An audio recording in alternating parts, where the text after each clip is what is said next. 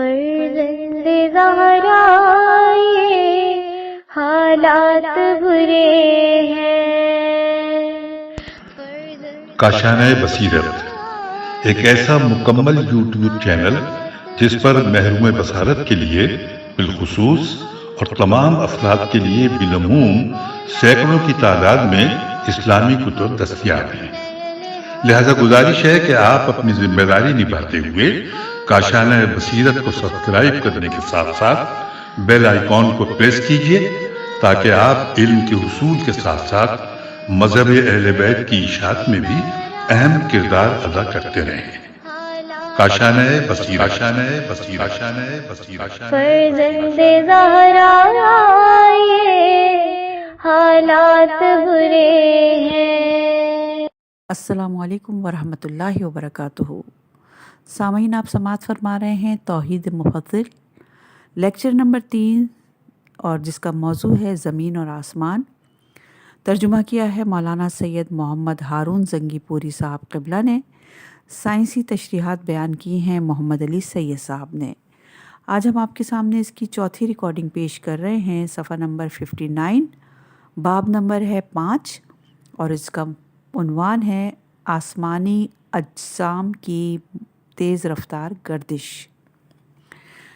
امام علیہ السلام نے فرمایا، مفضل، سورج اور چاند دونوں ہی کواکب نہایت تیز رفتاری سے چلتے ہیں، تو اگر یہ زمین سے بہت قریب ہوتے اور لوگ ان کی سرعت رفتار کو صحیح طور پر محسوس کر سکتے تو ایسی صورت میں ان کی روشنی اور چمک سے دیکھنے والوں کی آنکھیں خراب ہو جاتی۔ جیسے آسمانی بجلی کے کوندنے سے اکثر اوقات کئی لوگوں کی بینائی متاثر ہوتی ہے اور اکثر سماعت بھی۔ آسمانی بجلی کبھی کبھار ہی اس شدت سے چمکتی ہے۔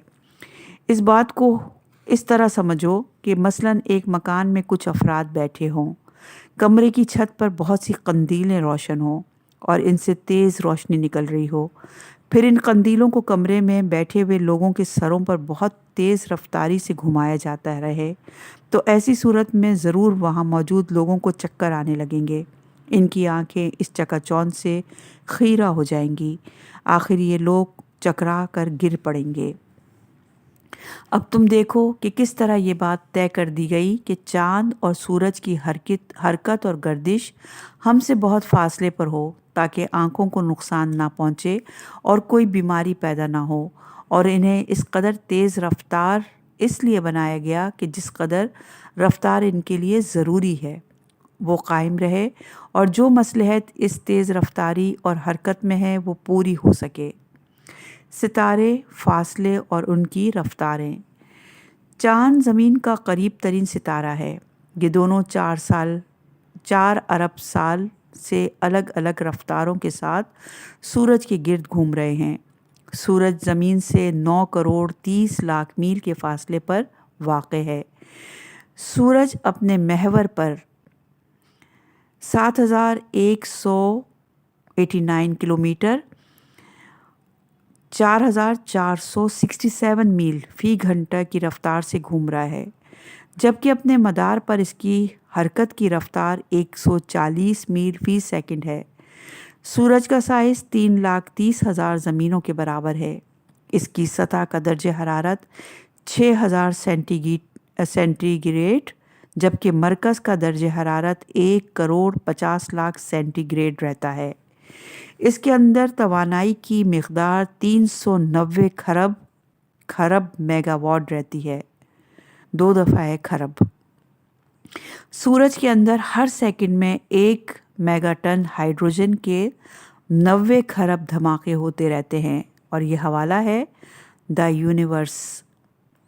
یہ تفصیلات بتانے کا مقصد یہ ہے کہ ہمارے سامعین امام علیہ السلام کی بات کی گہرائی کا کسی قدر اندازہ کر سکیں کہ اگر سورج ہم سے قریب اس قدر تیز رفتاری اور توانائی کے ساتھ حرکت کرتا تو دیکھنے والے اول تو موجود ہی کہاں ہوتے، اگر ہوتے تو ان پر کیا گزرتی۔ سائنسدانوں کا کہنا ہے کہ سورج ایک اوسط سائز کا ستارہ ہے۔ ہماری کہکشاں یعنی دودھیا کہکشاں میں سورج جیسے یا سورج سے بڑے کم از کم 100 ارب ستارے موجود ہیں۔ اب آپ تصور فرمائیں کہ اگر یہ 100 ارب ستارے ہم سے قریب ہوتے اور ہمارے سروں پر تیز رفتاری سے گردش کرتے تو انسانوں اور دوسرے ذی حیات کا کیا حل ہوتا۔ سورج کی تیز رفتاری کے ساتھ ساتھ زمین کی اپنی بھی گردشیں ہیں۔ یہ اپنے محور پر 800 کلومیٹر فی گھنٹہ اور اپنے مدار پر سورج کے گرد 80,000 کلومیٹر فی گھنٹہ کی رفتار سے گردش کر رہی ہے۔ ساتھ ہی چاند بھی اپنی محوری اور مدار کی گردش کے ساتھ سفر کر رہا ہے۔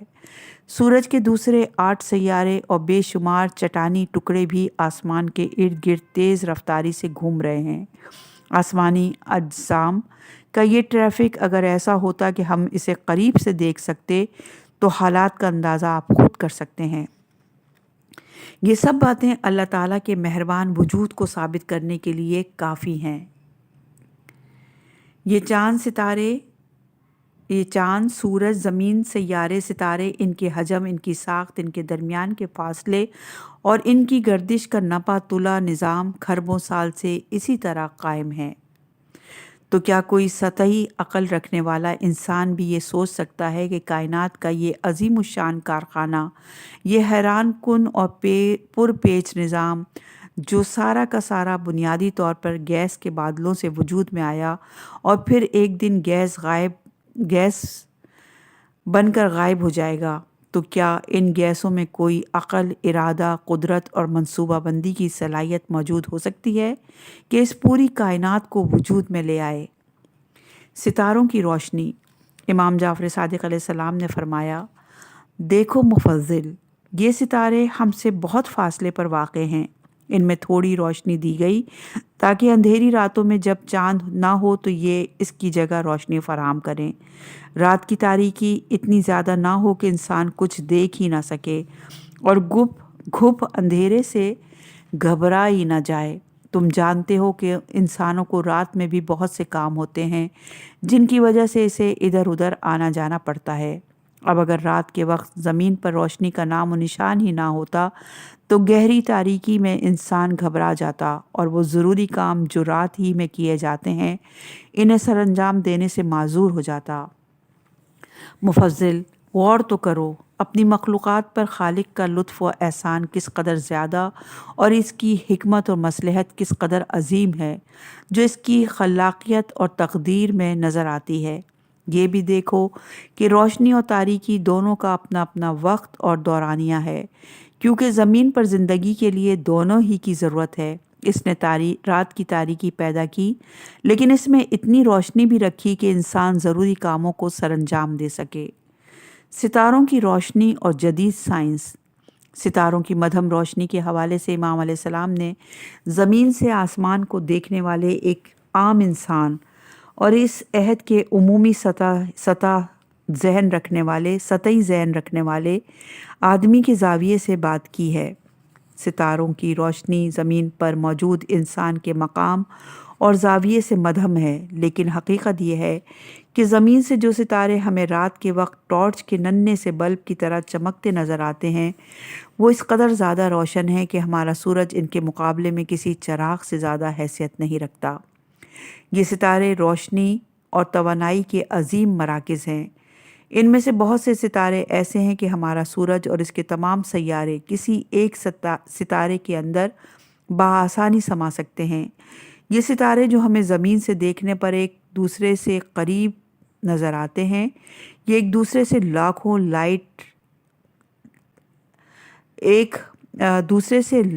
لائٹ ایئرز یعنی نوری سال کے فاصلے پر واقع ہیں۔ لائٹ ایئر کا مطلب روشنی جس قدر سفر ایک سال میں طے کرتی ہے، روشنی کی رفتار 1,86,000 میل یا 3 لاکھ کلومیٹر فی سیکنڈ ہے۔ سورج کی روشنی کو زمین تک پہنچنے میں 8 منٹ اور کچھ سیکنڈ لگتے ہیں، لیکن اسی روشنی کو اپنے قریب ترین ستارے تک پہنچنے میں 4 سال سے زیادہ وقت لگتا ہے۔ یہ حوالہ ہے ہاؤ ارتھ ورکس سے۔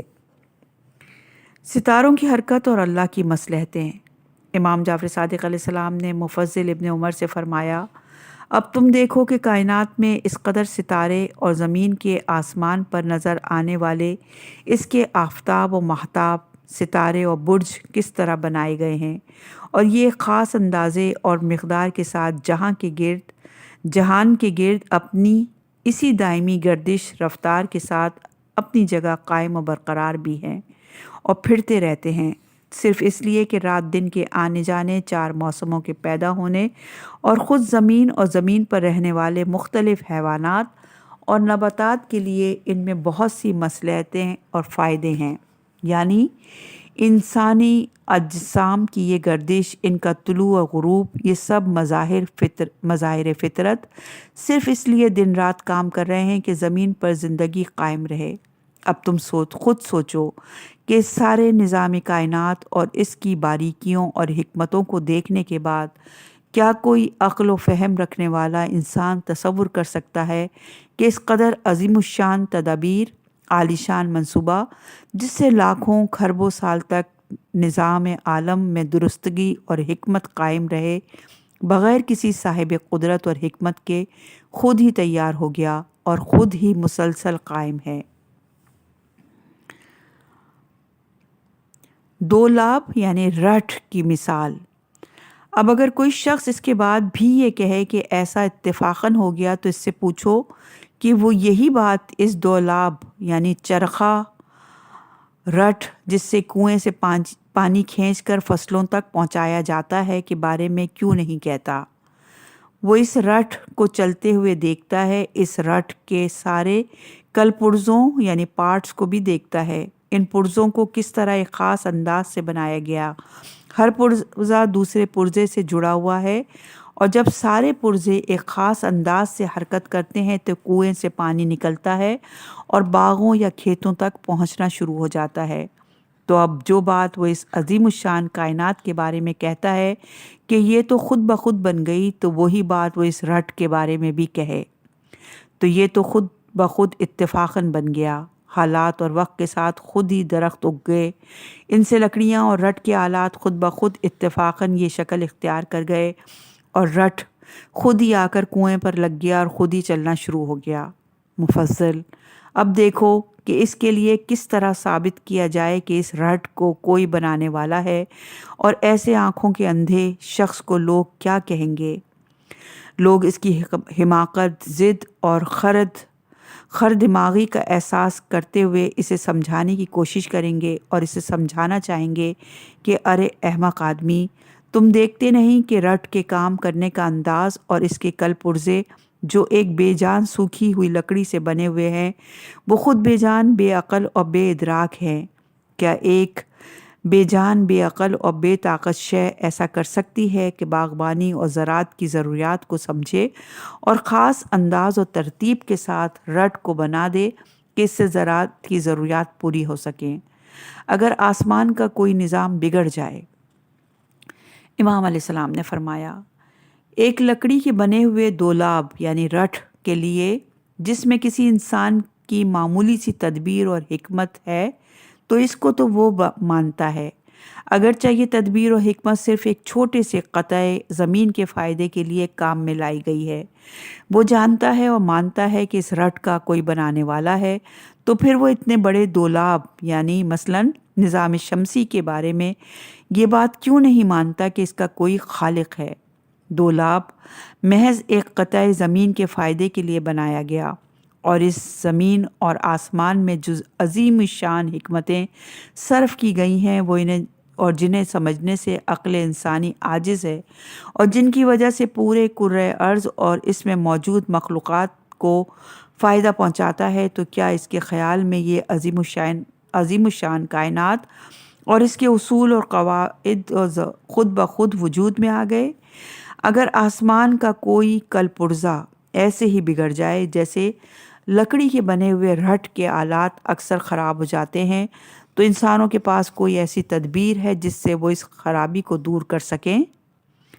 اگر کسی دن ایسا ہو، مثلاً اگر کسی دن سورج ہی طلوع نہ ہو یا بارشیں شروع ہوں تو رکنے کا نام نہ لیں، یا کسی دن اچانک ہی فضائے آسمانی سے آکسیجن غائب ہو جائے، کبھی زمین کی حرکت رک جائے، کسی دن زمین کی کشش ثقل ختم ہو جائے اور زمین پر موجود سارے انسان، عمارتیں، جانور درخت اور فضائے آسمانی چند لمحوں میں بے کراں خلا میں کہیں غائب ہو جائیں تو دنیا بھر کے سائنسدان اور عالمی طاقتیں مل کر بھی کیا کر سکیں گے، کیونکہ وہ تو خود کشش ثقل کے ختم ہوتے ہی کرۂ ارض سے غائب ہو جائیں گے۔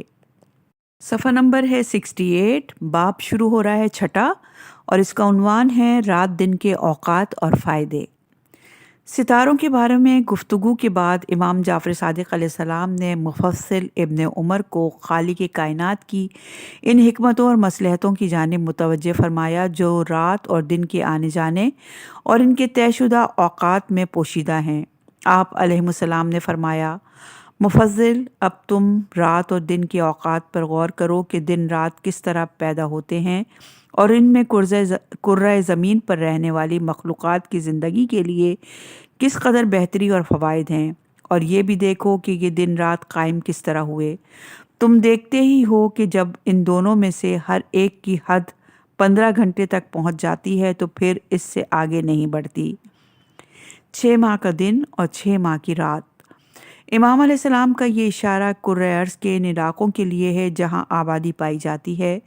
دنیا کا جنوبی اور شمالی کرہ یعنی شمالی اور جنوبی قطبین یعنی نارتھ اور ساؤتھ پولز برف سے ڈھکے رہتے ہیں اور وہاں کسی انسان کے لیے رہائش اختیار کرنا مشکل کام ہے۔ دنیا کی زیادہ تر آبادی خطۂ استوا کے علاقوں میں رہتی ہے۔ قطبین کے علاقے میں 6 مہینے کے دن کے اندر سورج غروب نہیں ہوتا بلکہ آسمان پر اپنی جگہ بدلتا رہتا ہے۔ وہاں رہنے والے افراد اس 6 ماہ کے دن میں خود اپنے دن رات طے کرتے ہیں، یعنی وہ 12 گھنٹے کام کے بعد 12 گھنٹے آرام کے لیے اندھیرے اور تاریکی کا انتظام کرتے ہیں جہاں رات گزاری جا سکے۔ اسی طرح قطبین کے 6 ماہ کی رات میں وہ اپنے دن کے اوقات اور اس کی ضروریات کا مصنوعی طور پر انتظام کرتے ہیں۔ حوالہ ہے دا یونیورس سے۔ 100 گھنٹے کا دن۔ امام علیہ السلام نے فرمایا، کیا تمہیں معلوم ہے کہ اگر زمین کا ایک دن 12 گھنٹے کے بجائے 100 گھنٹوں کا ہو جاتا تو کیا ہوتا؟ اگر ایسا ہوتا تو زمین پر موجود تمام حیوانات اور نباتات فنا ہو جاتے۔ انسانوں کو اتنی طویل مدت تک آرام نہ ملتا تو وہ ہلاک ہو جاتے۔ جانور، چوپائے اور پرندے وغیرہ بھی چرنے، بھاگنے اور دوڑنے اور اڑنے سے باز نہ آتے، جس کے نتیجے میں سب بیمار پڑ جاتے اور آخرکار موت کا شکار ہو جاتے۔ زمین پر سورج کی روشنی اگر 100 گھنٹے مسلسل پڑتی رہتی تو پیڑ پودے اسے برداشت نہ کر پاتے اور بہت جلد سوکھ جاتے اور آخرکار جلنے لگتے۔ اس کے علاوہ سمندروں اور دریاؤں کا پانی بھاپ بن کر فضا میں چلا جاتا۔ اس کے سبب زمین پر بے شمار موسمی تغیرات زمین کو ویران اور برباد کر دیتے۔ 100 گھنٹے کی رات۔ امام علیہ السلام نے فرمایا، اسی طرح اگر رات کا دورانیہ 100 گھنٹے ہو جاتا تو رات کی تاریکی زیادہ تر ذی حیات کو چلنے پھرنے اور طلب معاش یعنی غذا حاصل کرنے کی کوششوں سے باز رہتی، یہاں تک کہ وہ بھوکے ہی مر جاتے۔ اتنی دیر تک سورج کی روشنی نہ ملنے کے سبب نباتات کی نشو و نما رک جاتی اور وہ آہستہ آہستہ سڑنے لگتی، جیسا کہ تم ان پودوں کو دیکھتے ہو جنہیں زیادہ عرصے دھوپ کے بجائے سائے میں رکھا جائے۔ زمین واحد کرۂ آب۔ ہمیں نہیں معلوم کہ زمین کے لیے کرۂ خاکی کی اصطلاح کب اور کس نے ایجاد کی۔ خشکی یا خاک تو زمین کے صرف 30% حصے پر ہے، اس کا 70% حصہ یعنی رقبہ تو سمندروں پر مشتمل ہے۔ اس کے لیے اسے کرۂ خاکی کے بجائے کرۂ آبی کہنا زیادہ مناسب حال ہے۔ زمین نظام شمسی کا وہ واحد سیارہ ہے جہاں پانی وافر مقدار میں پایا جاتا ہے۔ یہ پانی زمین کے 3/4 حصے پر موجود ہے۔ اس کے ساتھ ساتھ زمین وہ واحد سیارہ ہے جہاں فضا پائی جاتی ہے، ایسی فضا جو زندگی کی معلوم اقسام کی بقا کے لیے ناگزیر ہے۔ کئی دوسرے سیاروں پر بھی فضا موجود ہے لیکن وہاں کی فضا زہریلی گیسوں سے بھری ہوئی ہے۔ زمین کی فضا میں وہ تمام گیسیں خاص تناسب کے ساتھ ہر وقت موجود رہتی ہیں جو زمین پر زندگی کی مختلف اقسام کے لیے ضروری ہیں۔ زمینی فضا میں 21% آکسیجن، 78 نائٹروجن اور بہت معمولی مقدار میں دوسری گیسیں موجود ہیں اور موجود رہتی ہیں۔ گیسوں کی یہ معین مقدار اور اس کا کروڑوں سال سے اسی تناسب کے ساتھ برقرار رہنا خود اللہ تعالیٰ کی قدرت اور طاقت کی ایک عظیم نشانی ہے۔ موسموں کی تبدیلی بھی زندگی کے لیے انتہائی ضروری ہے۔ موسم گرما، موسم سرما، موسم بہار اور موسم خزاں سب کی اپنی اپنی افادیت ہے۔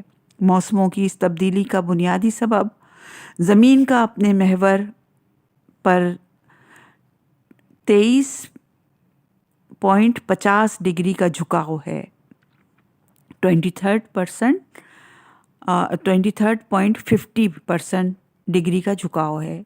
حیران کن بات یہ ہے کہ اس جھکاؤ کے بارے میں امیر المومنین حضرت علی ابن ابی طالب علیہ السلام نے 7ویں صدی عیسوی میں انسانوں کو بتایا تھا۔ آپ علیہ السلام نے فرمایا تھا کہ سورج کا پورا رخ زمین کی طرف نہیں ہے، اگر ایسا ہوتا تو زمین پر جو کچھ ہے وہ جل کر ختم ہو جاتا۔ حوالہ ہے مجموع البحرین سے۔ سائنسدانوں کو یہ بات 20ویں عیسوی میں معلوم ہوئی اور انہوں نے زمین کو خلا سے دیکھ کر بتایا کہ زمین سورج کے سامنے 23.50 ڈگری کے زاویے پر جھکی ہوئی ہے، جس کے سبب مناسب وقفوں کے بعد موسم بدلتے رہتے ہیں۔ یہ موسم نہ بدلتے تو زمین پر زندگی ممکن نہیں تھی۔ حوالہ ہے دا یونیورس ورکس ہاؤ۔ زمین اور دوسرے سیاروں کے دن رات۔ ہماری زمین کے دونوں حصے تقریباً ہر 12 گھنٹے کے بعد سورج کے سامنے آتے رہتے ہیں اور ہر 12 گھنٹے کے بعد سورج کے سامنے سے ہٹتے رہتے ہیں۔ اسی سے دن رات وجود میں آتے ہیں۔ دنیا کے بہت سے حصوں اور سال کے مختلف دنوں میں دن اور رات کا دورانیہ کم زیادہ ہوتا رہتا ہے، لیکن بہرحال کہیں بھی اور کبھی بھی 15 گھنٹے سے بڑھنے نہیں پاتا۔ قطب شمالی اور قطب جنوبی میں بہرحال 6 مہینے کا دن اور 6 مہینے کی رات ہوتی ہے۔ دن رات کے اس دورانیہ ہی کے سبب کرۂ ارض پر زندگی کے رنگ نظر آتے ہیں۔ اس کے برعکس نظام شمسی کے دوسرے سیاروں پر زندگی کی کوئی معلوم شکل موجود نہیں ہے۔ موسموں کے بدلنے کا انداز اور فائدے۔ امام جعفر صادق علیہ السلام نے فرمایا، مفصل تم یہ بھی دیکھو کہ موسم کس طرح بدلتے ہیں، سردی گرمی کیوں اور کس طرح آتی ہے، ان کی کمی شدت اور اعتدال کو دیکھو، اور یہ بھی دیکھو کہ سال کی 4 فصلوں کے قائم کرنے میں یہ سردیاں اور گرمیاں کیا کردار ادا کرتی ہیں، کرۂ ارض کے ماحول پر یہ کس طرح اثر انداز ہوتی ہیں، اور اس میں اللہ تعالیٰ کی کیا کیا حکمتیں اور مصلحتیں پوشیدہ ہیں۔ یہ بھی غور کرو کہ اجسام کی اصلاح میں ان کا کیا کام ہے، جس سے اجسام کی بقا اور درستگی قائم ہے، کیونکہ اگر یہ گرمی اور سردی نہ ہوتی اور اجسام ان سے فائدہ حاصل نہ کر پاتے تو خراب اور فاسد ہو جاتے، ٹوٹ پھوٹ جاتے، دبلے اور کمزور لاغر ہو جاتے۔ موسم اچانک نہیں بدلتے۔ امام جعفر صادق علیہ السلام نے فرمایا، مفصل تم نے دیکھا ہوگا کہ گرمی اور سردی بتدریج ایک دوسرے کی جگہ لیتی ہیں۔ یہ بھی غور کرنے کی بات ہے کہ ان میں سے ایک آہستہ آہستہ کم اور دوسری آہستہ آہستہ بڑھتی جاتی ہے، یہاں تک کہ اپنی کمی اور زیادتی کی حد تک پہنچ جاتی ہے۔ اگر موسموں کی تبدیلی اچانک ہوا کرتی، یعنی سردی کے موسم میں ایک دن اچانک ہی شدید گرمی کا موسم شروع ہو جاتا اور شدید گرمی میں اچانک ہی شدید سردی کا موسم شروع ہو جایا کرتا تو تمام ذی حیات اور پیڑ پودوں کے اجسام کو سخت نقصان پہنچتا۔ لوگ بیمار پڑ جاتے، جیسے کوئی شخص گرم حمام میں نہانے کے بعد اچانک سرد مقام پر چلا جائے تو اسے نقصان پہنچے گا اور وہ بیمار ہو جائے گا۔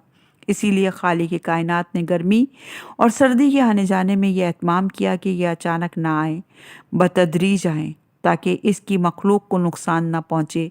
موسموں کا اس اہتمام کے ساتھ بدلنا حکمت اور تدبیر سے خالی نہیں ہے، یعنی موسموں کے بدلنے سے یہ اندازہ لگانا مشکل نہیں کہ یہ تبدیلی کسی پہلے سے طے شدہ منصوبے کا حصہ ہے، اور یہ منصوبہ اسی خالق نے تیار کیا ہے جس نے اس کرۂ ارض پر مختلف اقسام کی ذی حیات کو پیدا کیا، اور جو ان اجسام اور ابدان کی ضرورتوں سے واقف ہے اور خلق کرنے سے پہلے ہی جانتا تھا کہ انہیں کون سی چیز فائدہ پہنچائے گی اور کون سی چیز ان کے لیے نقصان کا سبب بنے گی۔ نہ ختم ہونے والے سوالات۔ امام علیہ السلام نے فرمایا، ممکن ہے کوئی شخص کہے کہ گرمی اور سردی کے آ جانے میں یہ بتدریج کمی اور زیادتی تو سورج اور زمین کی حرکت رفتار کے سبب ہوتی ہے۔ سورج طلوع ہونے کے بعد جس قدر بلند ہوتا رہتا ہے یا دوپہر کے بعد نیچے ہوتا جاتا ہے، اسی قدر ان میں زیادتی اور کمی ہوتی رہتی ہے۔ تو اس سے سوال کیا جائے گا کہ آفتاب کی رفتار اور بتدریج بلندی اور پستی کی طرف آنے کا سبب کیا ہے اور کون اسے زمین سے قریب یا دور کرتا رہتا ہے؟ اب اگر وہ کہے کہ اس کا سبب مشرق و مغرب کا فاصلہ ہے جس میں سفر کرتے ہوئے سورج قریب یا دور ہوتا جاتا ہے، تو اس شخص سے پوچھا جائے گا کہ مشرق و مغرب کا فاصلہ کیوں پیدا ہوا؟ اس فاصلے کو کس نے پیدا کیا؟ سورج کو کس نے اس راستے پر گامزن کیا؟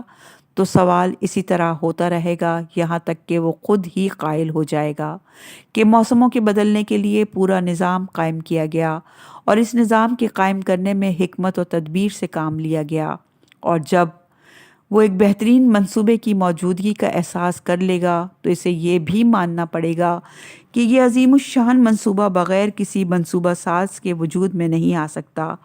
ایسا منصوبہ ساز جو قادر مطلق اور مخلوقات کے وجود میں آنے سے پہلے اپنی مخلوقات کی ضرورتوں اور نفع نقصان کو جاننے والا اور اس سارے نظام کا بلا شراکت غیر خالق اور مالک ہے۔ گرمی اور سردی کے فائدے۔ امام علیہ السلام نے فرمایا، مفضل، اگر گرمی نہ پڑا کرتی تو سخت اور کڑوے پھل کبھی پختہ، نرم اور شیریں نہ ہوتے، نہ ان خشک اور تر پھلوں میں ذائقے پیدا ہوتے، اور اگر سردی نہ ہوتی تو زراعت میں اتنی بالیاں نہ نکلتیں اور نہ اس کثرت سے پیداوار ہوتی کہ اس میں سے آئندہ فصل کے لیے بھی بیج حاصل کیا جا سکے۔ کیا تم نہیں دیکھتے کہ گرمی اور سردی میں کس قدر فائدے ہیں؟ اگرچہ سخت سردی اور سخت گرمی سے تکلیف بھی ہوتی ہے، لیکن یہ تکلیف بھی فائدوں سے خالی نہیں۔ مثلاً گرمی کے موسم میں پسینہ آتا ہے تو اس کے ذریعے جسم سے فاضل اور فاسد مادے جسم سے باہر نکلتے ہیں۔ یہ فاسد مادے جسم سے خارج نہ ہوں تو صحت کو سخت نقصان پہنچ سکتا ہے۔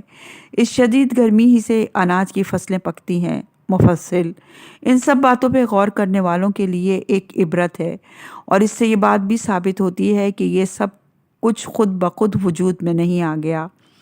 ان سارے عوامل کو دنیا اور اہل دنیا کی بہتری کے لیے کسی حکیم و دانا ذات نے اپنی تدبیر سے پیدا کیا ہے۔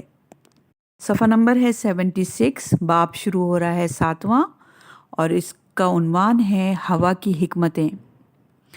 امام جعفر صادق علیہ السلام نے موسموں کی تبدیلی، اس کے اسباب اور اس میں خداوند عالم کی حکمتوں اور مصلحتوں کو بیان فرمانے کے بعد مفضل ابن عمر کو ہوا جیسی عظیم نعمت کی جانب متوجہ فرمایا۔ انسان ہی نہیں، تمام ذی حیات ہوا ہی کے سہارے زندہ ہیں۔ یہ ہوا ہمارے ارد گرد سے غائب ہو جائے تو کرۂ ارض چند ہی لمحوں میں ایک بہت بڑے قبرستان میں تبدیل ہو سکتا ہے۔ ہم اس ہوا کو استعمال کرتے ہیں لیکن کبھی غور نہیں کرتے کہ یہ ہوا کہاں سے آتی ہے اور یہ ہمارے لیے اللہ تعالیٰ کی کتنی بڑی نعمت ہے۔ امام جعفر صادق علیہ السلام نے اثبات وجود خدا کے حوالے سے گفتگو کرتے ہوئے فرمایا، مفصل، اب میں تمہیں ہوا اور اس کی حکمتوں کے بارے میں بتاؤں گا۔ یہ ہوا کبھی رک جاتی ہے، کبھی ہلکی چلتی ہے اور کبھی تیز آندھی میں تبدیل ہو جاتی ہے۔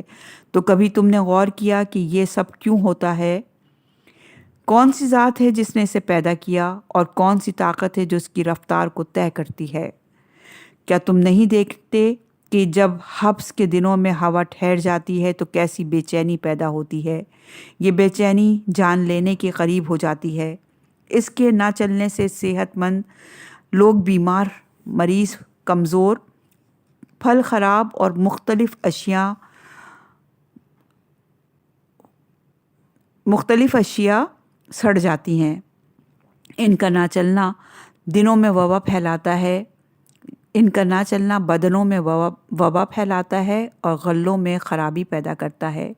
ان سب باتوں سے یہ ظاہر ہوتا ہے کہ ہوا کا چلنا مخلوقات کی بہبودی اور بہتری کے لیے ضروری ہے، اور اس ضرورت کو اللہ تعالیٰ نے اپنی حکمت اور تدبیر سے پورا کیا ہے کہ یہ ہوا زمین پر ہمیشہ موجود رہے اور مخلوقات اس سے فائدہ اٹھائیں۔ ایک سائنسی انکشاف، امام علیہ السلام نے فرمایا، اب میں ہوا کی ایک اور خاصیت تم سے بیان کرتا ہوں۔ دیکھو، مفصل آواز یعنی ساؤنڈ ایک اثر ہے جو مختلف چیزوں کے ہوا میں ایک دوسرے سے ٹکرانے سے پیدا ہوتی ہے اور ہوا اس کو کانوں تک پہنچاتی ہے۔ آوازوں کے ہوا میں سفر کرنے کے بارے میں امام علیہ السلام نے جو کچھ فرمایا، سائنسدانوں نے اس حقیقت کو 19ویں صدی عیسوی میں معلوم کیا کہ آوازیں کس طرح ہوا کے ذریعے سفر کرتی ہیں، آواز کی رفتار ہوا میں کتنی ہوتی ہے اور پانی میں یہ آواز کس رفتار سے سفر کرتی ہے۔ نظر نہ آنے والا کاغذ، مفصل، تم جانتے ہو کہ تمام انسان اپنی ضروریات اور مختلف معاملات کی خاطر سارے دن اور رات کے کچھ حصے تک گفتگو کرتے رہتے ہیں، تو اگر اس کلام یعنی ساری جملوں اور آوازوں کا اثر ہوا میں اسی طرح باقی رہتا جس طرح تحریر کا اثر کاغذ پر موجود رہتا ہے، تو تم اندازہ کرو کہ کیا ہوتا۔ ایسا ہوتا تو وہ ہوا جو ہمارے ارد گرد موجود رہتی ہے طرح طرح کی آوازوں سے بھر جاتی۔ لوگ ان آوازوں سے گھبرا جاتے اور انہیں اس بات کی حاجت ہوتی کہ کسی طرح کوئی نئی ہوا آئے تاکہ یہ آوازوں سے بھری ہوئی ہوا یہاں سے ہٹ سکے۔ مزید بولنے یا گفتگو کرنے کے لیے ضروری ہوتا کہ پرانی والی ہوا تیزی سے بدلتی رہتی۔ یہ ضرورت اس سے کہیں زیادہ اور اہم ہوتی جو کاغذ کے لیے ہوتی ہے، کیونکہ لکھنا ہر شخص کی ضرورت نہیں ہے اور لکھنے کے لیے انتظار بھی کیا جا سکتا ہے، جبکہ بولنا ہر شخص کے لیے ضروری ہے۔ اب اگر تمام انسانوں کی باتیں جو وہ ہر وقت کرتے ہیں ہوا میں موجود رہا کرتی، تو ایک وقت آتا کہ ہوا میں مزید آوازوں کو محفوظ کرنے کی جگہ باقی نہ رہتی۔ ایسے میں انسان مزید بولنے سے معذور ہو جاتے۔ اگر ایسا ہوتا تو وہ بے چین ہوتے کہ نئی اور تازہ ہوا آئے تاکہ وہ آگے کچھ بول سکیں۔ اسی لیے خلاق عالم اور حکیم اور خبیر نے ہوا کو ایک ایسا نظر نہ آنے والا کاغذ بنایا جو گفتگو، کلام یا آواز کو بس اسی عرصے تک اپنے اندر محفوظ رکھتا ہے جتنے عرصے میں بولنے اور سننے کا عمل مکمل ہو سکے۔ اس کے بعد یہ آواز، کلام یا گفتگو ہوا سے محو ہو جاتی ہے۔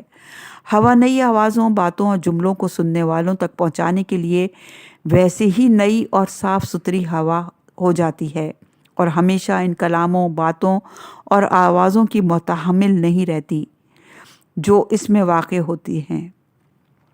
یہ جملہ ہم دوبارہ پڑھیں گے۔ اور ہمیشہ ان کلاموں، باتوں اور آوازوں کی متحمل رہتی ہے جو اس میں واقع ہوتے ہیں۔ ہوا پر تحریر، امام علیہ السلام نے ہوا کے بارے میں جو کچھ ارشاد فرمایا اس کے مزید گوشوں پر بھی توجہ دینے کی ضرورت ہے۔ اگر یہ ہوتا کہ آوازیں ہوا میں محفوظ رہا کرتیں اور جب تک نئی ہوا نہ آتی یہ آوازیں سنائی دیتی رہتیں، تو اس سے فضا میں آوازوں کی آلودگی یعنی نوائز پولوشن پھیل جاتی جو انسانی اعصاب کے لیے شدید نقصان دہ ہے۔ پھر یہ بھی ہوتا کہ کسی کا راز نہ رہتا، لوگ ایک دوسرے کے دشمن ہو جاتے۔ ہمارے جملے اور باتیں اگر سنائی دینے کے ساتھ ساتھ مختلف زبانوں اور ہوا کی لہروں پر لکھے بھی جا رہے ہوتے تو بہت جلد دوسری طرف دیکھنا مشکل ہو جاتا، کیونکہ ہوا حروف اور الفاظ سے پر ہو جاتی۔ یہی نہیں، جانوروں کی آوازیں بھی ہوا میں موجود رہتی اور جدید دور کی مشینوں کی آوازیں بھی، بادلوں کی گڑگڑاہٹ، بارشوں کا شور، درختوں کے پتوں کی آپس میں ٹکرانے کی آوازیں، ٹی وی چینلز اور ریڈیو کی آوازیں بھی فضا میں موجود رہتی۔ اگر کوئی دھماکہ ہوتا تو اس کی آواز ہمیشہ ایک جگہ موجود رہتی یا دنیا کے مختلف علاقوں میں گردش کرتی رہتی، اور ان علاقوں میں بھی دھماکے کی آواز وہی تباہی پھیلاتی جو اس نے پہلی بار کسی علاقے میں پھیلائی تھی۔ غرض یہ کہ ساری فضا ہر وقت آوازوں سے آلودہ رہتی اور انسان کے اعصاب جواب دے جاتے، وہ کچھ سن پاتا نہ سمجھ پاتا۔ ہوا اور زندگی، امام علیہ السلام نے فرمایا، مفصل، تمہارے لیے تو یہ نسیم جسے ہوا کہتے ہیں غور و فکر کرنے کے لیے کافی ہے۔ اس عام ہوا ہی میں اللہ تعالیٰ کی جو مصلحتیں ہیں انہی پر اگر غور کیا جائے تو تمہیں بہت سی عبرتیں حاصل ہوں گی۔ یہ ہوا تمام ذی حیات کی زندگی کا باعث ہے۔ ذی حیات کے اجسام اسے بیرونی دنیا سے سانس کے ذریعے جذب کرتے ہیں اور اندر جا کر جب یہ روح سے ملتی ہے تو زندگی کو برقرار رکھنے کا سبب بنتی ہے۔ ہوا کی اقسام۔ ماہرین موسمیات نے ہوا کو کئی اقسام میں تقسیم کیا ہے۔ مثلاً ایک ہوا وہ ہوتی ہے جو ہر وقت ہمارے ارد گرد موجود رہتی ہے لیکن ہم اسے محسوس نہیں کر پاتے۔ اس کے بعد وہ ہوا ہوتی ہے جسے ہم اپنے جسم پر محسوس کرتے ہیں۔ تیسری قسم وہ ہے جس ہوا کے جھونکوں سے درخت کے پتے ہلتے نظر آتے ہیں۔ اس کے بعد تیز ہوا ہے جس سے درخت کی ٹہنیاں ہلنے لگتی ہیں۔ پھر ہوا کے تیز جھکڑ ہیں جن سے پورا درخت ہلتا ہے۔ پھر تیز آندھیاں ہیں۔ اس کے بعد طوفانی ہوائیں ہیں جو مکان کی چھتوں اور گاڑیوں تک کو زمین سے اٹھا لیتی ہیں۔ امام علیہ السلام نے اوپر کی سطور میں ہوا کی صرف ایک قسم ہی کی طرف اشارہ فرمایا ہے۔ یہ عام ہوا جو محسوس بھی نہیں ہوتی، اسی کے اندر ہم سانس لیتے ہیں جس سے زندگی برقرار رہتی ہے۔ اگر صرف اسی ہوا کی اہمیت پر توجہ دی جائے تو انسان بہت سے حقائق کو جان سکتا ہے۔ حوالہ ہے دی ویدر۔ سانس لینا ایک معجزہ۔ بیرونی فضا میں موجود زندگی کے لیے ناگزیر ہوا کو انسانی جسم سے 100 ٹریلین خلیوں تک پہنچانے اور اسے انسان کے لیے قابل استفادہ بنانے کے لیے اللہ تعالیٰ نے عقل کو ششدر کر دینے والے انتظامات کیے ہیں۔ اللہ تعالیٰ نے ہمارے سینے میں 3 سیل بند سیکشن بنائے ہیں۔ ان 3 خانوں میں سے درمیانی حصے میں ہمارا دل دھڑکتا ہے اور اس کے دائیں بائیں والے خانوں میں ہمارے پھیپھڑے موجود ہیں۔ ہماری سانس کی نالی 4 انچ لمبی ہے اور نیچے جا کر 2 شاخوں میں تقسیم ہو جاتی ہے۔ ان شاخوں کو برونکل ٹیوبس کہا جاتا ہے۔ یہ دونوں ٹیوبس ایک پھیپھڑے کے اندر جاتی ہے۔ پھیپھڑوں کے اندر آنے کے بعد یہ نالیاں درخت کی بے شمار شاخوں کی طرح پھیلی ہوتی ہیں۔ چھوٹے ہوتے ہوتے آخرکار یہ 1 انچ کے 100ویں حصے کے برابر پتلی ہو جاتی ہیں۔ ہم بیرونی فضا سے سانس کے ذریعے آکسیجن حاصل کرتے ہیں تو یہ آکسیجن ان باریک ترین سانس کی نالیوں کے ذریعے خون کے سرخ خلیوں میں جذب ہو جاتی ہیں اور پہلے سے استعمال شدہ آکسیجن کا فضلہ یعنی کاربن ڈائی آکسائیڈ جو خون کے سرخ خلیوں میں موجود ہوتا ہے وہ سانس باہر نکالنے کے دوران جسم سے خارج ہو جاتا ہے۔ اس سارے عمل میں ہر بار نصف سیکنڈ کا عرصہ لگتا ہے اور اس دوران ہر مرتبہ قدرت کا وہ معجزہ رونما ہوتا ہے جسے ہم سانس لینا کہتے ہیں، اور اسی بات کی جانب امام جعفر صادق علیہ السلام نے ہمیں متوجہ کیا۔ حوالہ ہے ہاؤ دا باڈی ورکس۔ سانس لینے کا یہ خودکار عمل اگر چند سیکنڈ کے لیے رک جائے تو جسم کا کوئی حصہ مفلوج بھی ہو سکتا ہے، حتیٰ کہ موت بھی واقع ہو سکتی ہے۔ ہم چونکہ ہمیشہ سے اسی طرح بغیر کسی کوشش کے سانس لیتے آئے ہیں، اس لیے اللہ کی یہ نشانیاں، اللہ کے یہ احسانات، اس کی جانب سے ملنے والی یہ سہولتیں ہمیں محسوس ہی نہیں ہوتی۔ ہوا اور موسموں کی تبدیلی۔ امام جعفر صادق علیہ السلام نے فرمایا، دیکھو مفضل، آوازیں بھی اسی ہوا کے ذریعے سفر کرتی ہیں اور خوشبوئیں بھی اسی ہوا کی مدد سے ماحول میں پھیلتی ہیں۔ تم دیکھتے ہی ہو کہ ہوا جب تیز چلتی ہے تو دور دور کی آوازوں کو تم تک پہنچاتی ہے اور خوشبوؤں کو بھی ایک جگہ سے دوسری جگہ لے جاتی ہے۔ یہی نہیں، گرمی اور سردی بھی انہی ہواؤں کے ذریعے آتی ہے۔ دنیا میں اگر ہوا نہ ہوتی تو یہاں گرمی اور سردی بھی نہ ہوتی۔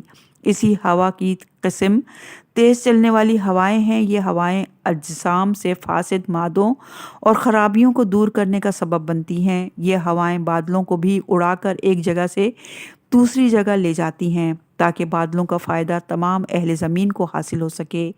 یہ ہوائیں ہی بادلوں کو تہ بتہ کرتی ہیں تاکہ بادلوں سے بارش کا پانی برسے۔ پھر یہی ہوائیں بادلوں کو ہلکا کر کے منتشر بھی کر دیتی ہیں۔ مفصل: یہ ہوا ہی ہے جو درختوں میں پھل پھول پیدا کرتی ہے، کشتیوں کو چلاتی، غذاؤں کو نرم و لطیف بناتی ہے، پانی کو ٹھنڈا کرتی ہے، آگ کو بھڑکاتی ہے اور گیلی خشک چیزوں کو خشک کرتی ہے۔ غرض یہ کہ یہ ہوا زمین پر تمام ذی حیات کی زندگی کا سبب ہے۔ اگر یہ چلنے والی ہوا نہ ہو تو نباتات مرجھا جائیں، حیوانات مر جائیں اور تمام چیزیں ناکارہ ہو جائیں۔ سائنسدانوں کو صدیوں بعد معلوم ہوا۔ امام علیہ السلام نے فرمایا کہ گرمی اور سردی بھی، یعنی موسم کی تبدیلی بھی ہواؤں کے ذریعے ہوتی ہے۔ یہ ایک ایسی حیران کن حقیقت ہے جس کے بارے میں امام علیہ السلام کے دور سے صدیوں پہلے اور صدیوں بعد تک کسی کو کچھ علم نہیں تھا۔ ہواؤں اور موسموں اور طوفانوں کے بارے میں قدیم زمانے کے جہاز راں اور کاشتکار کافی حد تک درست پیشن گوئی کر سکتے تھے، لیکن وہ موسمی تغیرات کے اسباب سے واقف نہیں تھے۔ مغرب کے سائنسدانوں نے 17ویں صدی عیسوی میں اس موضوع پر کام شروع کیا۔ ہواؤں کے بدلتے ہوئے انداز کے حوالے سے سب سے پہلے برطانیہ کے ماہر فلکیات ایڈمنڈ ہیلے نے نظریہ پیش کیا کہ سورج کی شعاعیں جب خط استوا پر پڑتی ہیں تو سورج کی توانائی وہاں موجود ہوا کو گرم کرتی ہے۔ یہ ہوا گرم ہو کر اوپر جاتی ہے اور ٹھنڈی ہوا اس خلا کو پور کرنے کے لیے تیزی سے اس طرف کا رخ کرتی ہے۔ اسی طرح ایڈمنڈ کے ان انکشافات کے بعد انسانوں کو کسی حد تک معلوم ہو سکا کہ ہوا کہاں سے آتی ہے۔ 1735 عیسوی میں برطانیہ ہی کے ماہر موسمیات جارج ہیڈلے نے تحقیق و تجربے کے بعد بتایا کہ ہواؤں کے چلنے کا سبب زمین کی گردش ہے۔ 1850 عیسوی تک موسمیات کے ماہرین جنوبی اور شمالی ہواؤں کے چلنے کے اسباب جان چکے تھے، لیکن اس وقت بھی انہیں ہواؤں اور موسموں کی تبدیلی کے درمیان رشتے کا علم نہیں تھا۔ اس کے بعد کے زمانوں میں ہوا کے دباؤ کو ناپنے والا آلہ بیرومیٹر ایجاد ہوا، اور بعد میں خلائی سائنس کی ترقی اور مصنوعی سیارچوں کی ایجاد کے بعد 19ویں اور 20ویں صدی عیسوی میں مغرب کے سائنسدان اس حقیقت کو سمجھنے میں کامیاب ہوئے جس کے بارے میں امام جعفر صادق علیہ السلام 7ویں صدی عیسوی میں نے 7ویں صدی عیسوی میں مختصر اور جامع انداز میں مفصل ابن عمر کو بتایا تھا، اور یہ حوالہ ہے ہاؤ دا ارتھ ورکس۔